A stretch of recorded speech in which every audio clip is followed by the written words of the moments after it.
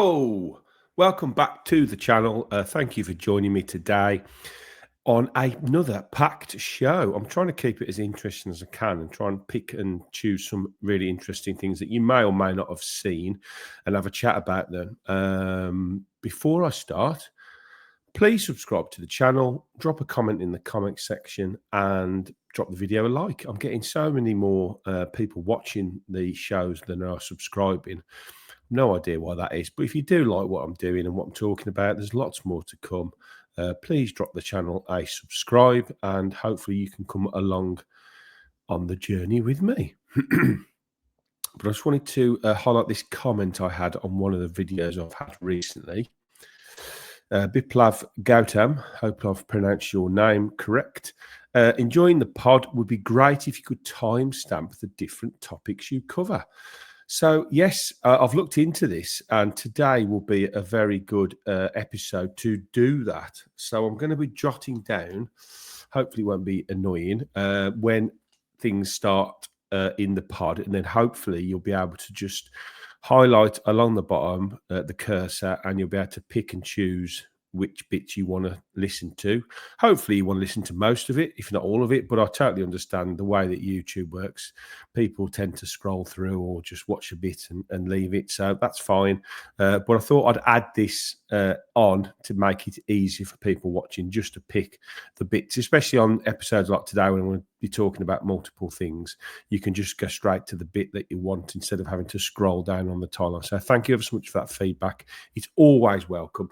And in the justintalksville@yahoo.com there, please, any information, we'll come on to the emails in a minute because I've had some really, really interesting emails and I want to share with you a lot as well. So, but today's main bit and the start of this episode is an interview that Premier League have done with Unai Emery. Now, I think it's fascinating. It's a lot that we probably know already, but coming out of his mouth, it just, I don't know what it is. It just makes it so much more interesting to listen to.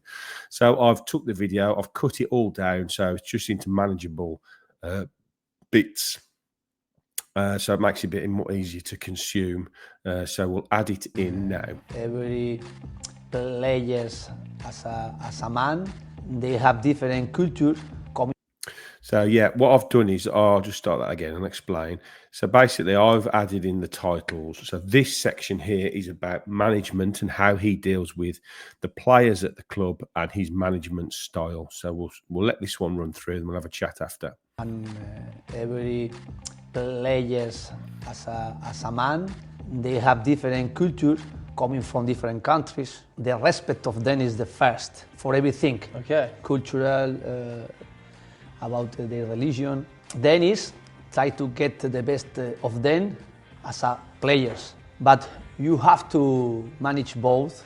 You have to try to understand both sides, to try to as well emotionally something about our relationship as a professional is very important because always we are managing emotions. Yeah. I like.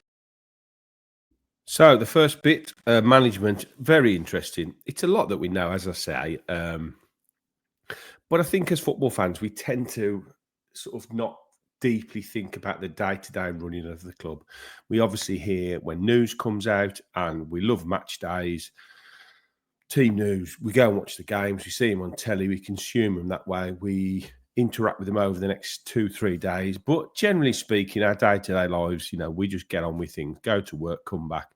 So to have this sort of insight into Unai Emery's way of working is really fascinating. And what he's saying here is about the culture of players, their religion, the emotional side of it. There's so many different facets to being a manager. I mean, I run a small business, so I manage a few people. And I understand that on a day-to-day basis, you can be dealing with any kind of issues or problems from your staff. And it's no different to running a football team, is it? It's probably a lot more people he has to deal with.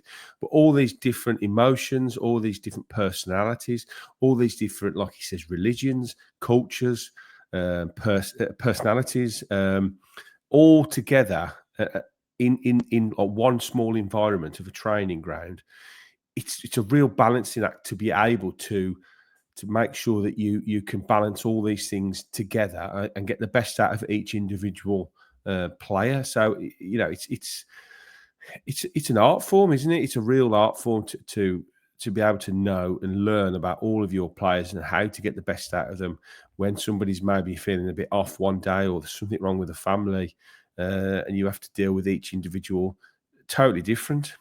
So this next bit is about leadership, his leadership of Villa. And in my process as a coach, separate when you are extremely demanding working with the players and serious, disciplined, very direct, and when you are with them, but not directly working for tiny session or speaking about something work, because as well we are sharing time, speaking, having a breakfast, having a lunch, in traveling, and of course something is very important for the players as well, to try to manage them speaking about the life and maybe asking about their family, about their life as well. They're happy in this country, in this club, the family adaptation is going well, and sometimes the players need in this way as well to try to be in this connection with the coach or with the club. And I am a leadership, I like to try to understand each moment. Separate when I am working extremely direct for a work and very demanding, and when I am speaking with the players about the family, about the adaptation of them in the country, in the city we are. Good morning. Again, fascinating. Not only does he have to be dedicated and hard on the training ground and very focused about his main job, which is coaching a football team, getting the best out of it, but he also has to withdraw into a role which is almost like a father figure to a lot of these players. We forget that a lot of them are kids, late teens, early 20s. So it's imperative that you have a man that's very empathetic, and I find that Unai is he's got a lot of empathy about him. I feel like he puts his arm around players. I feel like he's got a lot of time for players. I feel like he's very open to players coming to him and saying, I've got a problem at home, boss, I need to sort this and sort this.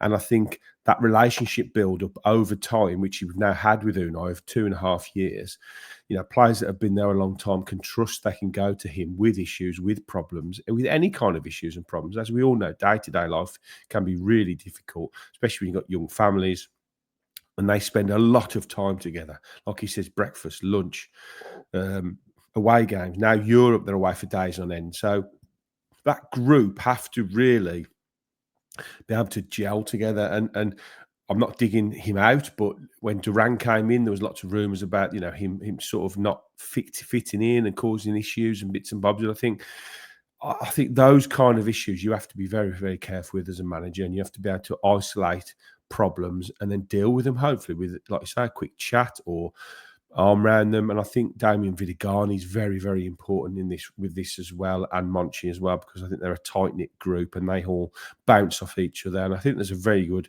there all seems to be a really good atmosphere down at the training ground. I'm sure it's very serious when it comes to work, as he will talk about now.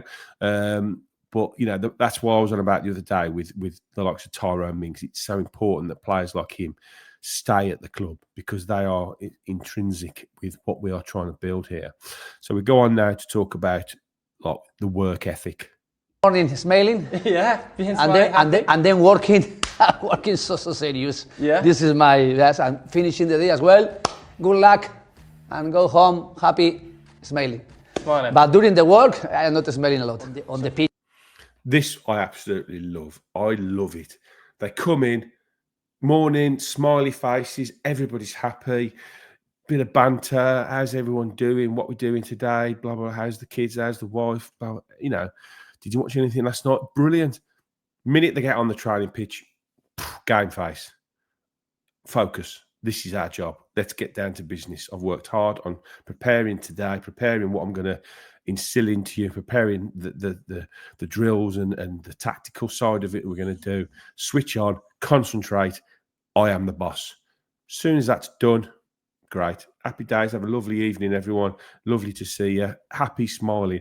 This conducive work atmosphere that they've created at Villa, which Unai seems to have done at all the clubs he's been at. You go and look at clips of him in the dressing room and standing outside welcoming players back, tapping them back, hugging them. You know, it's a very important way to build that sort of family spirit at a club, which will only help on the pitch, which we've seen, you know, how well we've done on the pitch. I am completely different. I am a coach, I am a manager, I am X. I am not Unai Emery, I am not coach, I am X. A person, a coach, a manager, and I am a robot. Like a robot. Really? Like a robot. Boom, boom, boom, boom. Yes. Of course, football is a lot of things, but you have to be as a robot as well when you are so focused about everything you want to set with the players. And then, of course, we are speaking about football. Of course, it's hard, it's be disciplined, but then it's hard. And the heart is emotions, and try to smile, try to be positive, try to transmit then positive energy. This is more or less my shares with the players. I like. Again, I absolutely love this. I could listen to him all day. I love that when he says, I am not Unai Emery when he goes on the training pitch. I am X. I'm just a man. I'm just a robot. I am focused on everything that I do. I am hyper-driven, focused on delivering the best I possibly can be. And yes, there's a time to be happy and jokey, but overall, you've just got to be dedicated to what you do. And there's nobody more dedicated to his job than Unai Emery. We are, I've said it, I've lost track of times I've said it, but we are so lucky. I'm going to play that again because I love that. And try to smile, try to be positive. We are speaking about football. Of course, it's hard, it's be disciplined, but then it's hard. And the heart is emotions, and try to smile, try to be positive, try to transmit then positive energy. This is more or less my shares with the players. I like football and positive energy. Honestly, the balance he gets with his emotions and the way he transmits stuff across the players, for me, he's perfect. He's a perfect manager. Tactically, so switched on, so clever, so driven, but also emotionally very attuned to people's feelings and how they go about their daily work. I mean, this bit now, tactics. I really love to identify every day something different about football. I am very demanding myself to try to get updating every day about everything. And I like to watch another coaches. I like to watch another successful teams. And try to understand or to identify how they are doing their work. Is there anybody in particular that you've seen this season you thought, that's really interesting, I like how they play, I like their football? Of course, I respect a lot Guardiola, I respect a lot Klopp, I respect a lot now Slot, and the younger coaches as well, they are coming so good coaches. Incredible. I like in another countries or another leagues as well, like Luis Enrique, he's doing a very fantastic job as well. Ancelotti in Spain, Flick as well in Barcelona, and of course Inzaghi in Inter de Milan, and being very consistent, being very successful each year in one team like Inter, very demanding, getting the objective, really appreciate a lot. Of course, I have my own identity as a coach, and I want to always to add something, improving as well my own identity, but more or less my style, my idea, I am keeping for a long time and always trying to improve small details. And fascinating. I nearly lost myself then listening to him again. Brilliant. Always looking for something new, always trying to learn, always trying to take on board any kind of information you possibly can. And he says he hasn't even got time to go and watch everything that he wants to watch, but he has to keep trying to soak up as much as he possibly can. Football evolves every single day. There's new trends, there's new ways of doing things. Everybody looks what everybody else is doing. Everybody tries to get that 1% up on everybody else. And when we are where we are now, fighting out at the elite end of the Premier League, the top end of the Premier League, then it's fine margins that make a difference. It's those small percentages of improvements that make the difference. And Unai will just stop at nothing to try and give Villa that slight edge over any team, and to have a manager that is prepared to do that, we are very, very blessed. Try to get information. My deep work every day is to analyze ourselves. Okay. And I am watching our matches 3, 4, 5 times. Wow. Okay. Getting out of information to try to introduce in my mind, and then try to set with the players, watching with them as well in the meeting or working on the field, and of course, this is the better way I can have in my improve, analyzing our team. But when we are playing another teams, I like analyze with my coaches and myself as well to try to set the game plan. Okay. And when we are playing against every team, is the moment I can identify, analyze another teams, and I appreciate a lot how they are managing as well, or how they are coaching in different styles, in different countries. In your career, again, analysing that's his USP, I think, the way he analyses everything. 5 times he'll watch a game. I think we all pretty much know that. If you follow Villa as closely as I do, we know the depths he goes to make sure that every single game that he's involved in, that we play in, he goes away and he absorbs every single second of that game, and he looks at every aspect of it and he sees, how can we improve? What did we do wrong? What did we do right? How can I improve? What can I do? What can I do to instill in the players that moment there could have been a bit better, and you should have been standing slightly deeper, or we want to try and sort of tweak that. We tried this last week. We thought this would work. It hasn't. Let's try this. Let's sit down and have a brainstorm. So those meetings are hyper intense, hyper focused, but so important to the way he works. It's brilliant. This is an interesting one, dealing with setbacks. So what he does, I'm big on positivity and positive mindset and making sure that you don't get too down on things. So this is very interesting how he deals with losses and setbacks in football.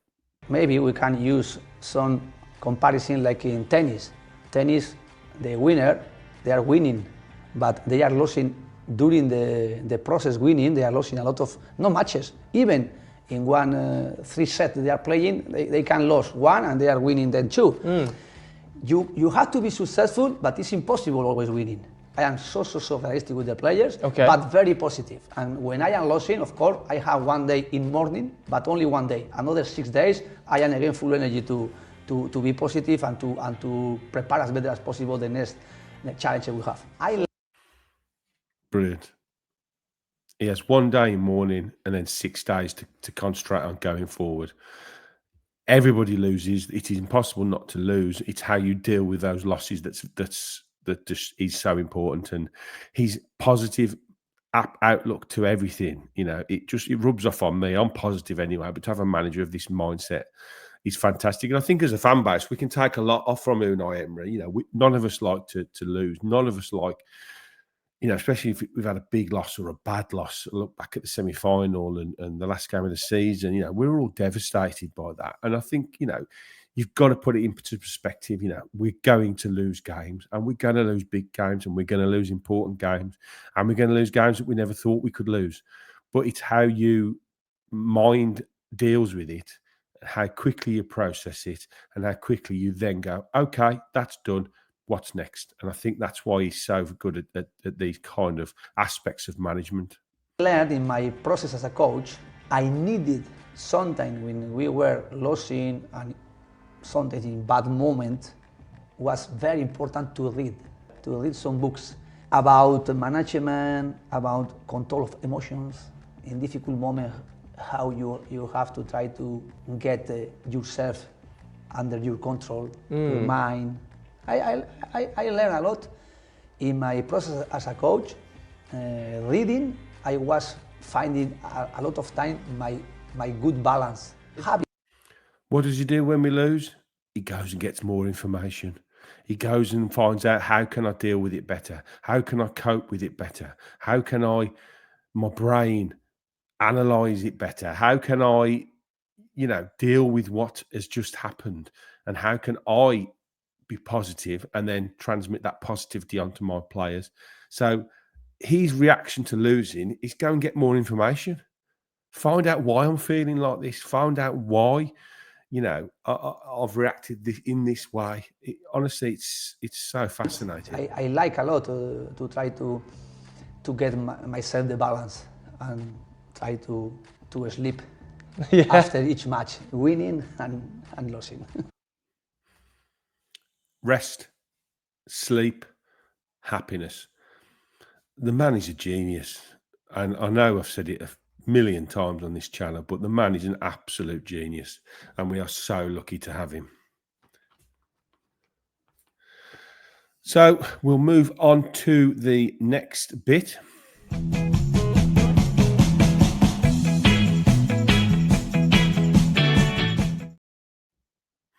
Which, I hate to say, is this. Take that off. As we all know, the Premier League club's decision to close the loophole that Chelsea used to ease their profit and sustainability issues. It's so frustrating. As you all know, I spoke to Kieran Maguire on a recent pod. Fantastic episode. Go and have a listen to that. He's also got one out on the Price of Football tomorrow where he's going to be talking about Villa. I don't know what he's saying, but I messaged him this morning and asked if he could give me a quote for this episode. So this is what he said. The Premier League board realised it would not get the required 14 votes to tighten the PSR loopholes that allowed Chelsea to book big profits by selling car parks, a hotel and the women's team to itself. Therefore, no formal vote was held. This gives a get-out-of-jail-free card to other clubs who want to have similar transactions if they are in danger of breaching PSR. I mean, it's like the Wild West, isn't it now? Clubs have always looked for loopholes. Clubs have always tried to navigate around issues with clever accountancy and, whilst trying to stay within the rules. And Chelsea, to be fair to them, they've stayed within the rules here. And the organisation should have come together and said, okay, we think that's unfair. We think that shouldn't be allowed to happen, so we're going to close it. Chelsea would have benefited, but nobody else would have been able to. Now, by not closing that loophole, now Chelsea can go and now other teams now can go and benefit from one they've done. And it's so frustrating. And if you looked at that at the Kieran Maguire episode, he sort of estimating we were going to be in and around the 20-ish million pound deficit. Now, this table I saw yesterday shows that most Premier League clubs should be safe from PSR trouble by the end of this month, which 30th of June, as we know, is the cut-off date to see whether you are going to face sanctions. So every single club, barring us, we are that one down the bottom. I've highlighted this. It's a bit blurry, sorry. And it's showing a £15 million deficit. So Kieran sort of was in and around 20 million. So, I mean, this isn't gospel, but I mean, we're not a million miles away. And it's looking like, say, a Leon Bailey sale, which has been mooted for around 25 million, would probably do the trick. I think what's important to say here, and I've written some notes down, is that, if I can open this up, is that Chelsea sold their women's team for £198.7 million to effectively themselves. Now, they've got that valuation from a ladies' team in America, a women's team in America called Angel City, who sold for 190 million. So, what's very important here is to say that the rule actually states fair market value. So they've got to argue the case. I don't know if the Premier League have ratified this yet, but they've now got to argue the case that is fair market value. Now, Chelsea's women's team has assets of 1.3 million. So you haven't got to be a rocket scientist or a financial expert to realise that he's 198.7 million fair market value for a team that essentially has got 1.3 million pounds in assets. I'm no business guru, but that doesn't feel right to me. So yeah, it's a real horrible one. They've now done this deal, so it means that they are now clear of PSR, and they will. I mean, if we look on this now, they are basically at the top No, they're £300 million because of this deal. So you can see why they've tried to sort of sort it out. So it is very frustrating. But other teams, like I say, other teams are just going to start doing the same now. So it's just going to be a bit of a free-for-all. And then no doubt once one of the smaller clubs starts doing these kind of deals, the Premier League will come in and shut it down as quick as they can. So, yeah, but we'll have to see whether the PSR, the Premier League, agree with this as well. So that's going to be a very, very interesting one.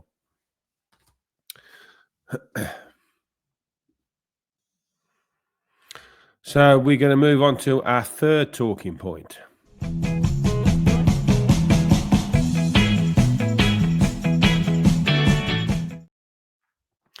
Okay, so I get quite a few emails, and on this email here, I always go the wrong side, justintalksville@yahoo.com. And a couple recently have been very, very interesting, and I want to share them with you. One I'm going to talk about now, and one which I'm going to play in at the end of this whole show. So the one I'm going to play in at the end of the whole show is a song that I was sent by a chap called Doug O'Brien.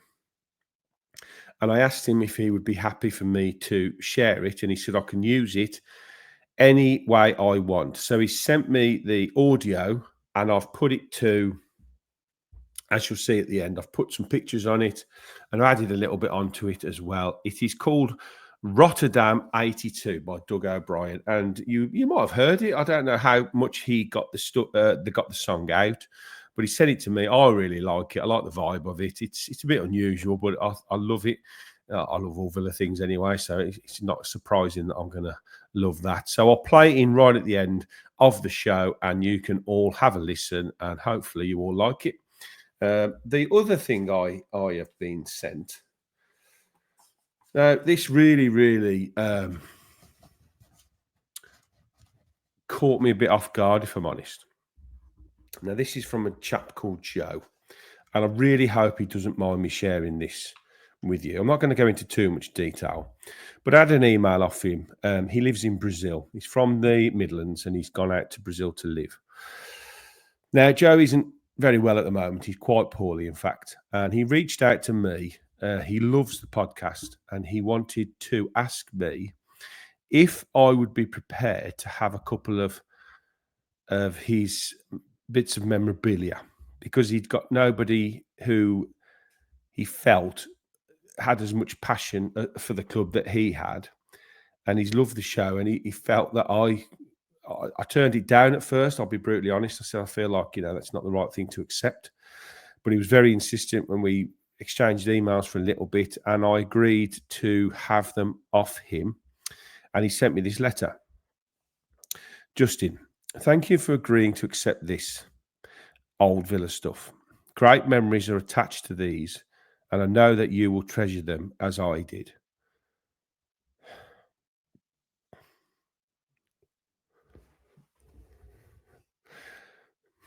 If I ever make it over again, it would be my honour to buy you a pint.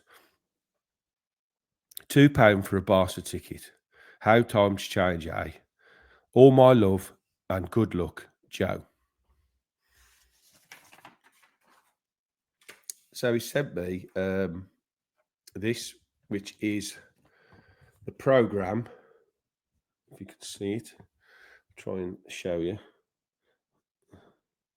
It's the official news and record from the UEFA Cup quarter-final first leg, Aston Villa versus Barcelona at Villa Park.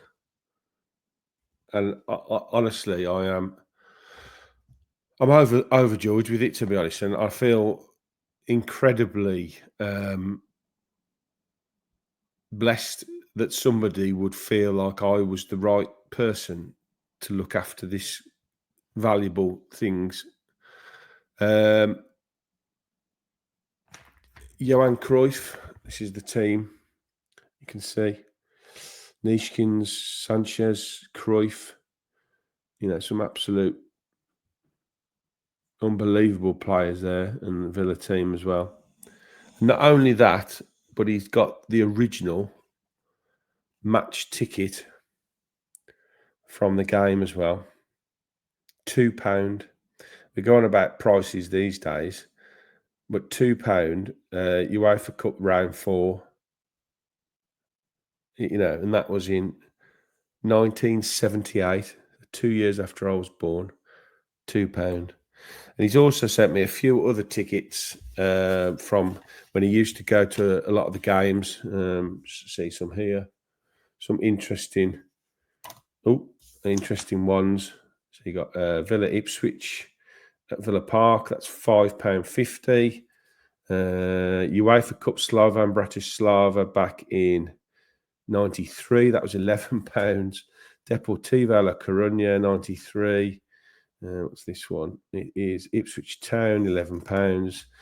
Away to QPR. I mean, people of nowadays won't recognise tickets, will they? Like we, £8 to go away to QPR. Premier League, Carling Premier League, Premiership as it was then. Sheffield United, £5.50. And finally, Spurs, £8 back in 93. Now, that was a period when I went a lot home and away, and I've got quite a few match stubs and everything as well. And he also sent me this programme, which is a Aston Villa versus Norwich City with the absolute wonderful Gordon Cowans on the front. So I just wanted to share that with you, really. I was really touched. If you're watching Joe, I wish you all the very best, and I hope to see you maybe one day at Villa. I've sent you a message thanking you very much. I will look after them forever, and I will cherish them forever. So thank you so much for your absolutely wonderful gesture. It has really, it's really touched me. So thanks ever so much. So at the end, I will play in a song that Doug sent me as well. But I've got one more section I want to talk about, and it's a little bit of a personal thing. And I want some opinions, to be honest. I'd like to get some feedback from people that watch my channel. So we'll cut away and we'll come back with the last part of the show.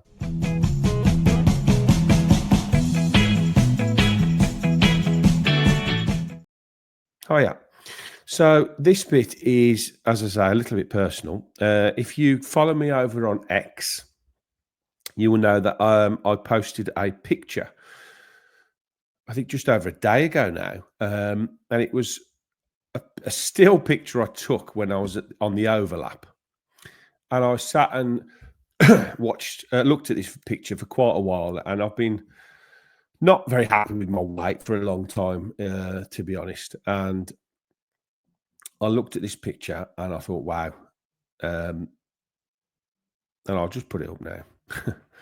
It's not flattering at all, to be honest. And I decided that this was the moment I was going to do something about it. So I put this tweet out, and it wasn't supposed to really do anything other than try and give me some motivation. Seeing yourself on TV is very sobering. I think it's time to properly lose some weight. I really want to be here for my family and future grandchildren.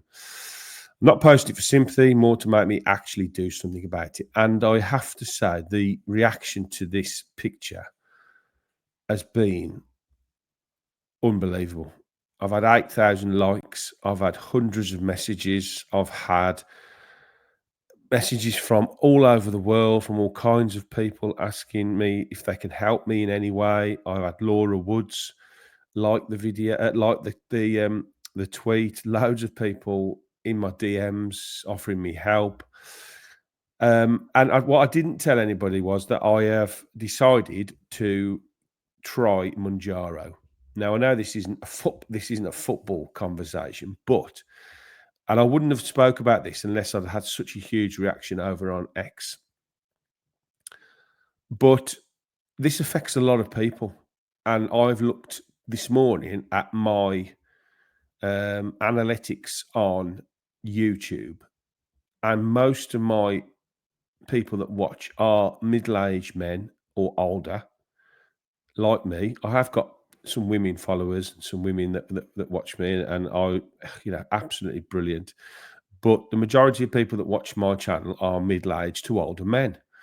Now, a lot of them will feel a lot of similarities with what I'm about to say, but you get to an age when you start to think, I need to look after myself a bit more. Now, I've been trying to do this all my life, and I've never nailed it, to be honest. I've occasionally lost a bit of weight, but I've never actually properly managed to lose enough and keep it off. So I decided, with the reaction to that I was going to set up a group on Twitter.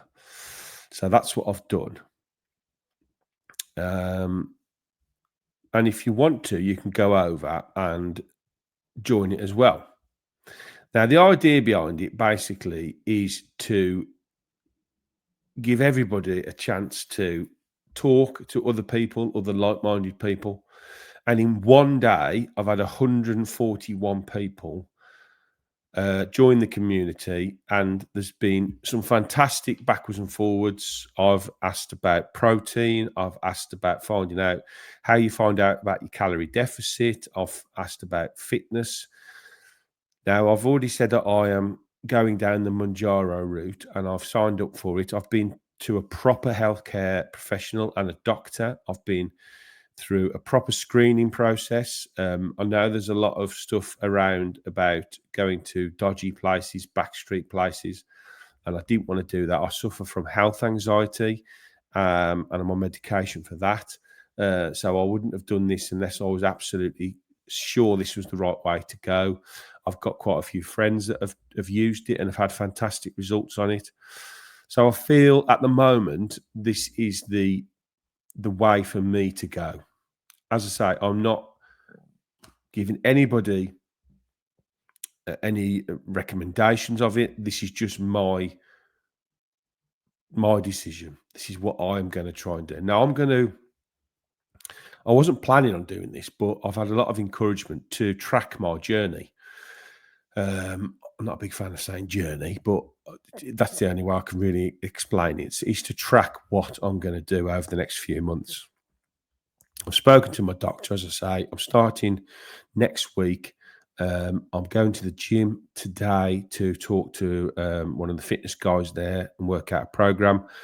I've got to work out a food diary, and I've got to take my blood pressure regularly because I'm on blood pressure medication for high blood pressure. So it's a lot to take in. I'm sorry if I'm waffling on, and it's fine if you want to scroll past. But I felt I wanted to share it on here because the feedback I've got on this channel, people coming up to me literally in the streets. I had a chap at, you'll laugh now, that McDonald's drive-through messaged me saying, did I just come through the drive-through? It's been really heartwarming. Now, this channel was supposed to, and it is a Villa channel, and it is something that I am extremely passionate about and I love, and I won't never stop doing it. But I think over the last 24 hours, I've realised that it could be something a little bit more than that. And I want it to be a community. And I've seen with the stuff I've shared with you today, Joe from Brazil, doing that, reaching out to me, I feel incredibly blessed, really. And I'm not special. I'm no better than anybody else. And I'm no bigger a fan of Villa than any of you lot watching. We all love the Villa and we all want to be together and we all want success. But we also all want to be there for our families. And that's what I want to do. I've got 2 children now that are 21 and 17. And it's not going to be a million miles before they start having children of their own. And at my age, I am 12 months away from 50. It's my birthday on the 18th of June this year. And that will signal 12 months until I get to 50 years of age. And at every single milestone birthday, I've told myself, this is the moment to lose weight and get fit and healthy. And I have never, ever done it. But as you get older, and a lot of you will attest to, it becomes harder and harder and harder. And I don't want to get to the point where I can't do it. So I'm going to try. This is going to be one of the hardest things I think I've ever done, but I'm hoping one of the most rewarding things I've ever done. So what I wanted to ask people and I do get so many messages on this channel, I'm hoping there's still a few people watching, is how do I put this out? Do I do separate episodes and label them up on this channel as this journey to try and help other people, if I can track what I'm doing and my experiences on this medication and how I'm getting on with fitness and how I'm getting on with food and how I'm getting on with, you know, trying to navigate which I've found very difficult over the last 24 hours, you know, all this information I'm going to have to take on board about what to eat, when to eat it, you know, what types of food to eat, what types of food to stay away from, what type of exercise should you be doing, shouldn't you be doing, you know, how much water should you drink fizzy drinks, tea, coffee, sugar, you know, it is a literal minefield. So I don't know whether to do standalone episodes and hope that maybe even if 10 or 20 people felt the benefit of that and maybe shared their experiences and what they do and what they did, then I'd be happy with that. I'm not expecting to be Joe Wicks. I'm certainly never going to look like Joe Wicks. I've got his hair for a start. But if I can help even a handful of people to lose a little bit of weight, get a little bit fitter, and just feel a bit better about themselves, then I'd take that. So do I do standalone episodes and call them something different? I mean, I've called it on here Fit at 50, so we've got 12 months. And instead of Justin Talks Thinner, this was Brian. Thank you, Brian. Justin Talks Thinner. So do I do standalone episodes and then people will have the decision then whether they want to watch them or not? And if nobody watches them and there's no take up, then I'll probably just drop them off and maybe do it on Twitter and maybe do it on TikTok or something. But you know, I just want to try and help other people because I know this is going to be tough for me because I know how many times I've tried to do it and failed. But I want this time to be different, and I feel like if I make myself accountable, that I might stick to it. So there you go. Give me your opinions, give me your feedback, give me what you think. Do I just tag them on at the end of episodes?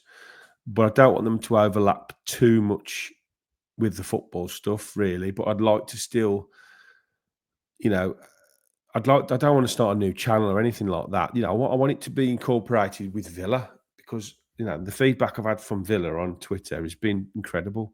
And there's so many Villa fans that have joined that group, 141 in 24 hours. So there's lots of people out there that are struggling and want help and want to feel like they belong somewhere where they can get that bit of of help. So I'm going to stop waffling on now. Thank you for watching. Thank you for subscribing. Drop me a comment in, especially about this last section I've just been talking about, because it means a lot to me. And I'm hoping there'll be a few of you out there that what I've said will resonate with. And we can maybe have a think about what to do. We could even do some lives and talk to people. I could even get some fitness people on. I've thought about getting a doctor on to talk about this stuff and the fitness. I'm going to talk to my fitness instructor today and see if he wants to come on and have a chat about it. And, you know, he's advice for me. I don't know. So I need to shut up now anyway because I'm going on. Right. Doug O'Brien. This is the last bit now. So I'm going to put my timestamp down so you all know where to go to. 44. Right. Doug O'Brien, you are an absolute legend. I really hope you like what I've done with your song. Thank you all for watching. Love you all. Up the Villa.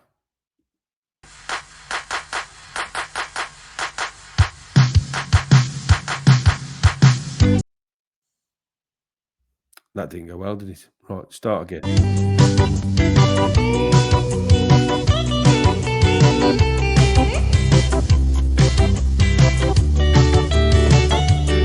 Oh, we're all going to Rotterdam. Each and every Villa fan shall Villa, Aston Villa. 'Cause we're the greatest football team. We're the best you've ever seen. We're Villa, Aston Villa. Right, I had a notification there that said that I think I've lost my audio. So just to be safe, I don't want to record this whole episode again. I'm going to do it this way and then play it from the start again. So thank you, everyone. Sorry for messing this end bit up. Speak to you all soon.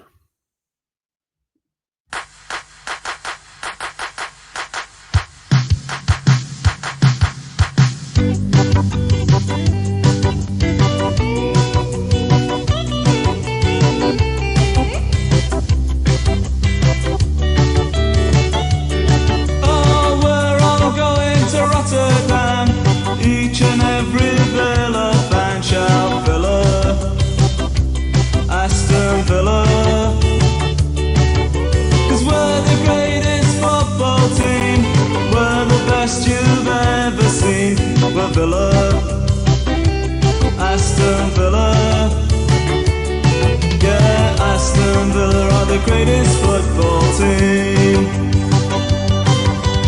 We'll be with you all the way in every minute of the game. Oh, Villa, Aston Villa.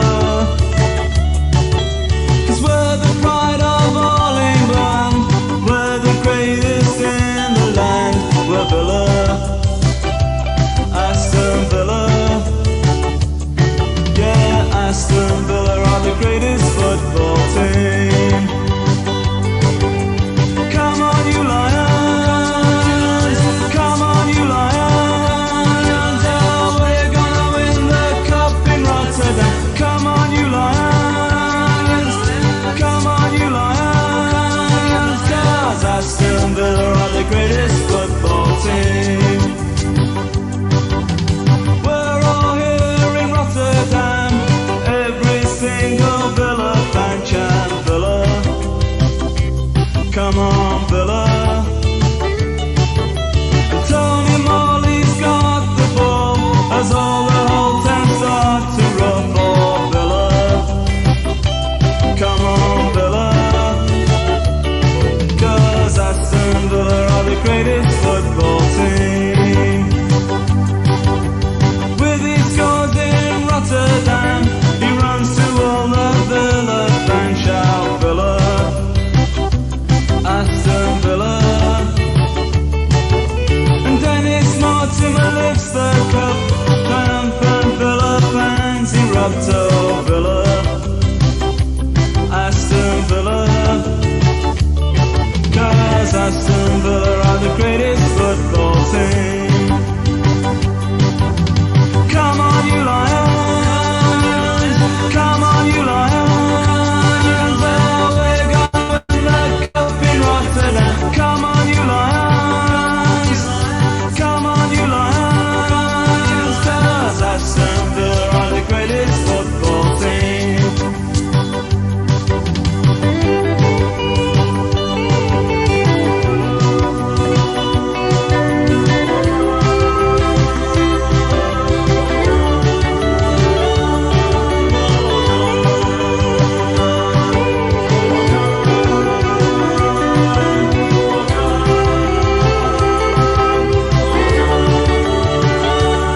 Yeah, Aston Villa are the greatest football team.